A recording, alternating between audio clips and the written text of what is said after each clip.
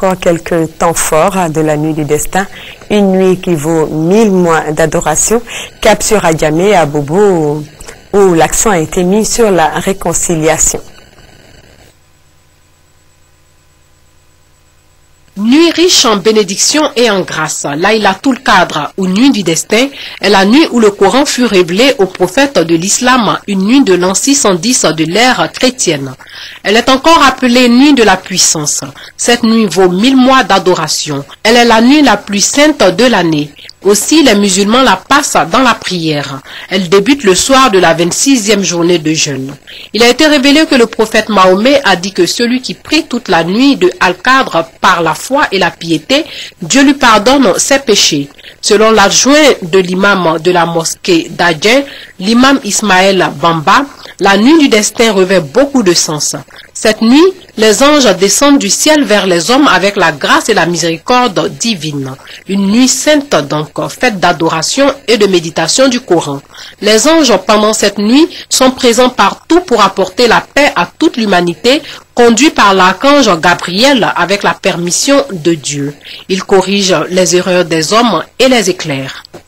Nuit du destin à Williamsville, un quartier de la commune d'Adjamé. Il est 22 heures, il règne comme un air de répétition dans la cour de l'imam de la petite mosquée Sati Baba. En psalmodiant des louanges, le petit cortège s'ébranle pour la place de la prière et du sermon. Un peu plus loin, aux abords de la mosquée quartier, il est 23 heures, la foule de fidèles continue de grossir. Du travail en perspective pour ce scout régulateur de circulation improvisé.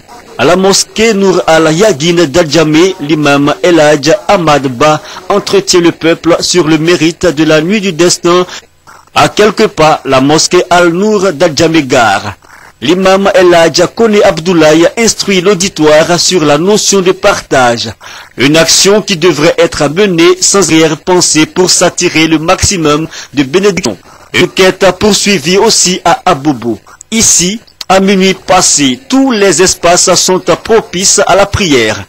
Pour l'imam Cheikh Alassane Bissiri du Banco, le plus important est de laisser le Tout-Puissant sonder les cœurs et s'aimer en tous les graines de l'amour.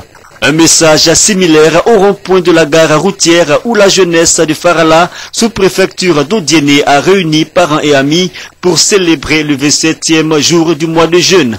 Un mois de pénitence où de la vie de tous, la situation particulière vécue par la Côte d'Ivoire devrait interpeller chacun à confesser ses propres erreurs avant celles des autres.